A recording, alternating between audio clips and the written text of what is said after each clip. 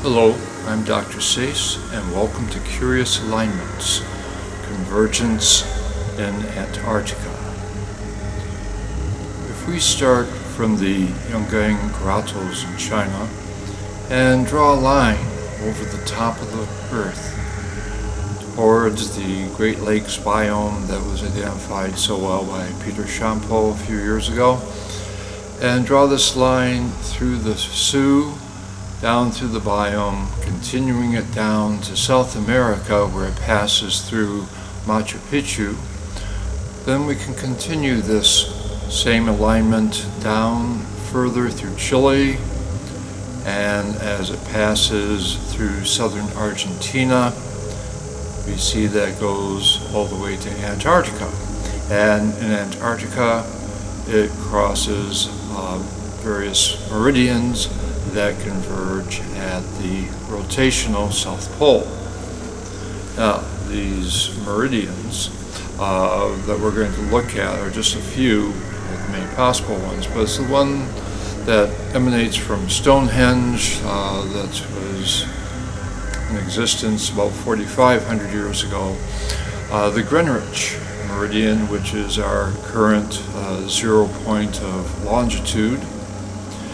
And preceding that, we use the Paris or Roseline meridian, again made popular by Dan Brown recently in the Da Vinci Code, and an older meridian. This is the Alais or Merovingian Kingdom meridian, cuts through Burgundy, that was in existence in the 5th to 7th centuries AD.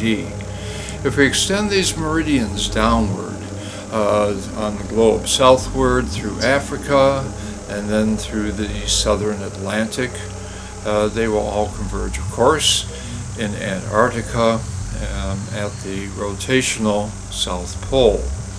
And here again we see that these meridians cross the alignment that runs from the Yungang Grottos through the Sioux, through Machu Picchu, and to Antarctica.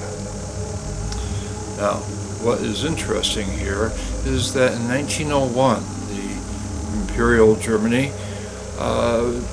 claimed a portion of Antarctica as its own land, and then later in the 1938 and 1939 expedition, the Nazi forces pushed that perimeter of the German claims to a point about 650 miles inland, closer to the South Pole.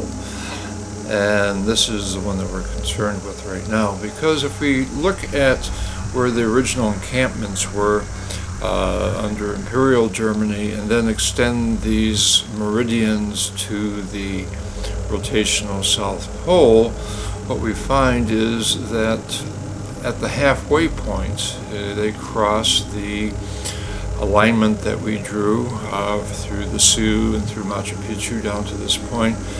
Now, these alignments may just be simply curious alignments, have no other meaning, but here's the longitude and latitudes for each of those.